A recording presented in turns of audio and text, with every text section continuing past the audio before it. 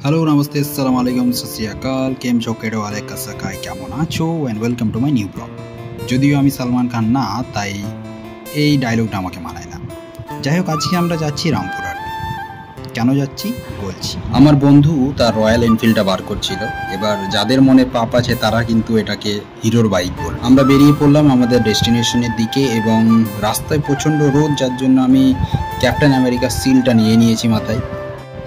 আমার বন্ধুটা বলছিল তার বাইককে কিছুটা খাবার খাওয়াবে, তার জন্য আমরা বাইকের রেস্টুরেন্টেই চলে এলাম। তারপর আবার আমরা বেরিয়ে পড়লাম রাস্তার এই অপরূপ সৌন্দর্যটাকে উপভোগ করতে করতে।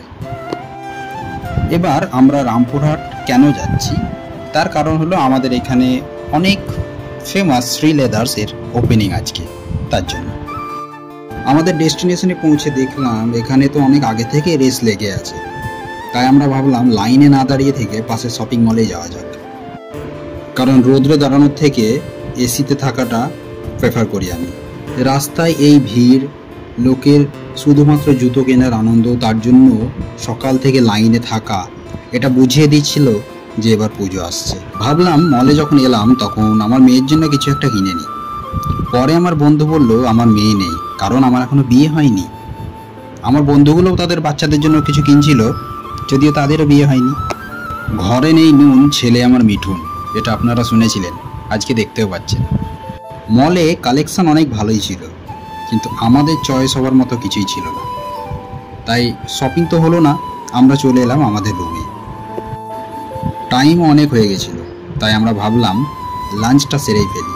আর লাঞ্চটা বাঙালির ইমোশন দিয়েই হোক। বাইরে অনেক গরম ছিল এবং স্নান করার পরেও যেন মনে হচ্ছে গরমটা কিছুতেই যাচ্ছে না। স্নান করে এসে আমরা এখন বসে আছি। এবার আমরা বেরোবো, আমরা লাইনে আমরা দাঁড়াবো না, যতই যাও সিরিয়াল আছে লাইনে আমরা দাঁড়াবো না, সব পড়ে যাবে। অহংকার পতনের মূল, এটা শুনেছিলাম, আজকে দেখে নিলাম।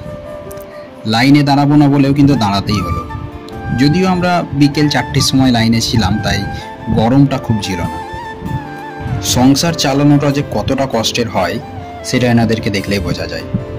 এত গরমের মধ্যেও কিন্তু এনারা এগুলো করছে।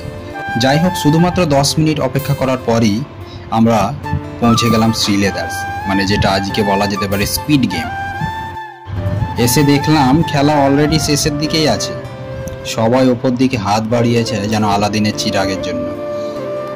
যেহেতু আমরা অনেক লেট করে এসেছিলাম আজ, তার জন্য ভালো কালেকশানগুলো অনেক আগেই শেষ হয়ে গেছে। তাই আমরা ডিসাইড করলাম যে 2 দিন পর আমাদেরকে আবার আসতে হবে, অ্যাটলিস্ট এই ভিড়টা একটু কমবে।